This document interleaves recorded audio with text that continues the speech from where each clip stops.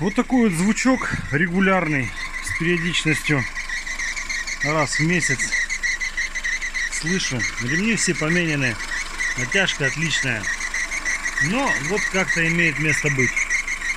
Ну, делаю вот так вот, беру силиконовую смазку, ну, собственно, не на сам ремешок, а вот на торец.